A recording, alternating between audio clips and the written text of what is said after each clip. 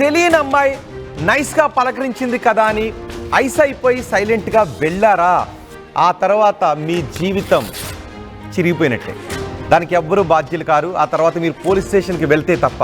చాలామంది police station కూడా వెళ్ళని పరిస్థితులు ఉన్నాయి. ఇదంతా ఎందుకు చెప్తున్నాను, ఇంత జాగ్రత్తగా ఎందుకు చెప్తున్నానంటే ఇప్పుడు నేను చెప్పబోయే స్టోరీ వినండి. బెంగళూరులో ఒక హనీ ట్రాప్ జరిగింది. ఆ హనీ ట్రాప్ ఎలా జరిగింది అనేది ఇప్పుడు నేను చెప్తున్నాను.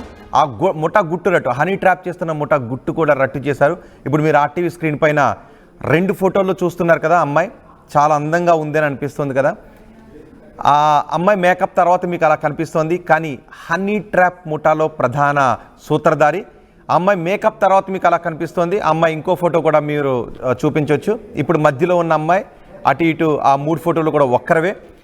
ఇట్లా రెడీ అయిన తర్వాత కొంతమంది బాగా డబ్బున్న వాళ్ళను నైస్గా పిలుస్తుంది.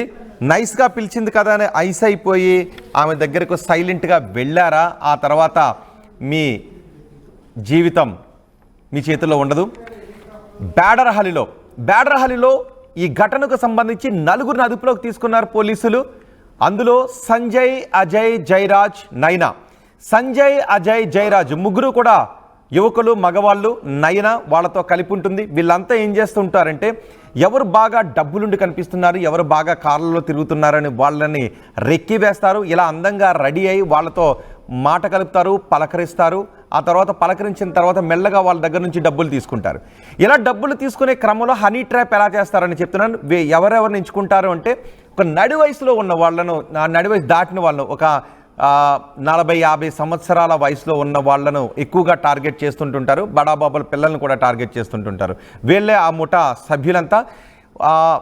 ఒక అమ్మాయి నైస్గా పిలిచింది కదా అని కొంతమంది కక్కుర్తు పడి అమ్మాయితో వెళ్ళి ఆ తర్వాత అక్కడ హనీ ట్రాప్లో ఇరుక్కుని గిలగిల కొట్టుకుని బయటకు చెప్పలేక, డబ్బులు ఇవ్వలేక, డబ్బులు ఇచ్చిన తర్వాత మళ్ళీ ఇంకెవరికీ చెప్పుకోలేక వచ్చేస్తుంటుంటారు. ఎవరికి చెప్పుకోలేరు కదా అనే బలహీనతే వీళ్ళకి చాలా బలం. చూడండి ఒకసారి ఆ ఫోటోలో చూడండి, ఇంత అందంగా తయారై వాళ్ళని హనీ ట్రాప్ చేస్తుంది.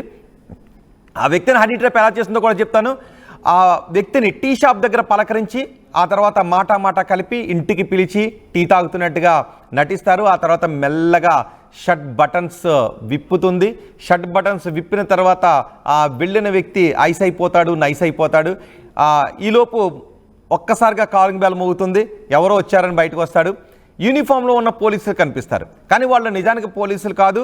ఆ 9తో పాటు ఉన్న మిగిలిన అబ్బాయిలు, ఇంతకుముందు పేర్లు చెప్పాను కదా, వాళ్ళు అక్కడికి వచ్చి మేము పోలీసులు, ఎవరన్నారు అరెస్ట్ అంటారు మనకి సినిమాల్లో లాగా.